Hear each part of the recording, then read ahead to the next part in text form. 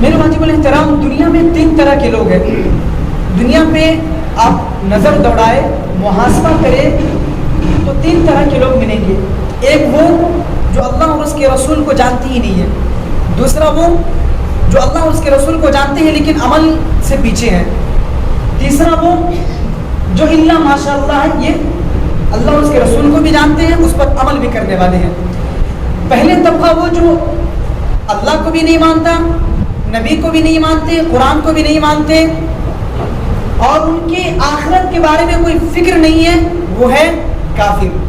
جو اللہ کی جس کے یہاں پہچان ہی نہیں ہے، وہ یہود و نصارہ جو اسلام کو نہیں مانتے ہیں. ان کے نزدیک آخرت کیا نہیں معلوم، اللہ کیا نہیں معلوم، نبی کیا ہے نہیں معلوم. تو وہ تو غفلت میں ہے، اس کی آخرت تباہ ہو رہی ہے. دوسرے وہ مسلمان جو کہ اللہ کو جانتے ہیں، اللہ کے نبی کو جانتے ہیں، اور اس بات کو بھی جانتے ہیں کہ اگر ہم عمل کریں گے تو آخرت میں اس کا اجر اچھا ملے گا، اور اگر ہم برا کریں گے تو آخرت میں اس کا اجر برا ملے گا. قبر کو جانتے ہیں، قبر کے عذاب سے واقف ہے، لیکن اعمال میں پیچھے ہے.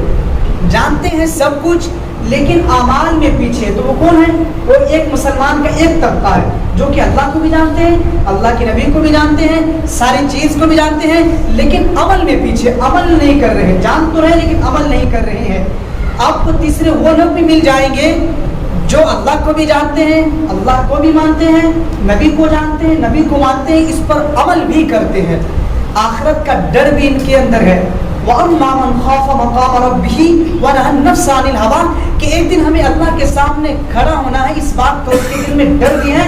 اور یہ آپ کو دنیا کے اندر نظر دوڑائیں گے، الا ماشاء اللہ ملیں گے، الا ماشاء اللہ آپ کو ملیں گے جو جس کی 100% زندگی اللہ اور اس کے رسول کے مطابق ہے. ہم اپنا محاسبہ کریں، اپنے گاؤں جس بستی میں رہتے ہیں اس بستی کا معائنہ کریں، محاسبہ کریں، یا اگر آپ پورے دنیا کو جانتے ہیں تو پورے دنیا کا محاسبہ کریں کہ دنیا میں 7 ارب انسان ہیں، جس میں سے کتنے لوگ ہیں جو کہ صحیح معنوں میں جس کی باہر کی زندگی بھی اور اسلامک زندگی بھی شریعت کے مطابق ہے.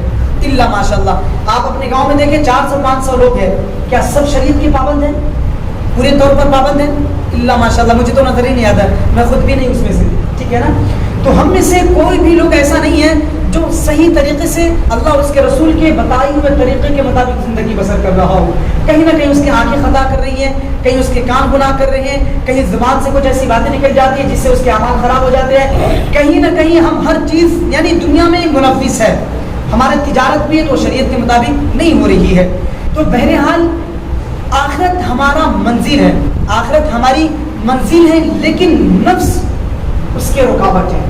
ہمارا جو نفس ہے نا وہ رکاوٹ بن رہی ہے بیچ میں. دیکھیں اللہ کے بعد انسانوں نے سب سے زیادہ جس کی عبادت کی ہے وہ انسان کا نفس ہے، انسان کا وہ نفس ہے. اور یہ قرآن کریم کہتا ہے، قرآن کریم میں بار بار یہ کہا گیا ہے کہ اپنے نفس کی پیروی سے باز آ جاؤ، اپنے نفس کی مت مانو، اپنے دل کی مت سنو، ٹھیک ہے نا. اللہ کی عبادت کے بعد سب سے زیادہ اگر کسی نے پرستش کی ہے، پوجا کی ہے، تو سب نے اپنے نفس کی پوجا کی ہے. ہمارے سامنے یہ حدیث آئی ہے نا، جھوٹ نہیں بولنا چاہیے، لیکن ہم کبھی جھوٹ بھی بول دیتے ہیں. ہمارے سامنے یہ باتیں بھی ہے کہ ہمیں فلمیں نہیں دیکھنا چاہیے، دیکھ لیتے ہیں.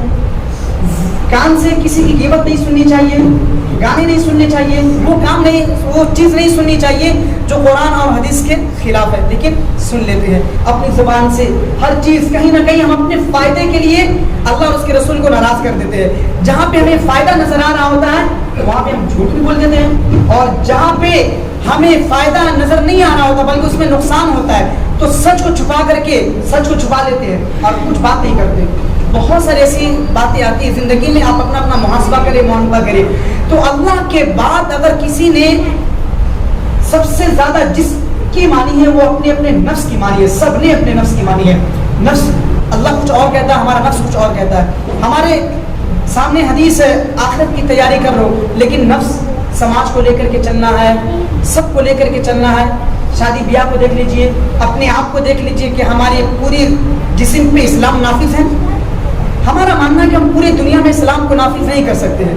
ہر ایک گھر میں اسلام کا جھنڈا نہیں لگا سکتے ہیں. اپنے آپ پہ تو لگا سکتے ہیں نا اسلام کا جھنڈا، ہے نا. تو اپنے آپ کا محاسبہ کرے, کیا ہمارے چہرے ہیں نبی والے, کیا ہمارا لباس ہے نبی والے, کیا ہماری گفتار ہے, کیا ہمارا کردار ہے نبی والے, صحابہ والے, اللہ کے نیک بندے والے نہیں ہے. تو ہم اور آپ, ہماری جو منزل ہے وہ ہے آخرت, ہماری منزل ہے اللہ, اور ہم اپنے اپنے نفس کے غلام بنے رہتے ہیں, ٹھیک ہے نا. تو اسی لیے وہ کیوں یہ غفلت کیوں آئی ہمارے دلوں میں, ہماری بستیوں میں, یہ غفلت کیوں آئی؟ وہ غفلت اس وجہ سے آئی ہے کہ ہمارے نزدیک دنیا محبوب ہو چکا ہے, دنیا کو ہم نے آگے رکھا ہے, دنیا کو ہم نے آگے رکھا ہے, اور آخرت کو پسے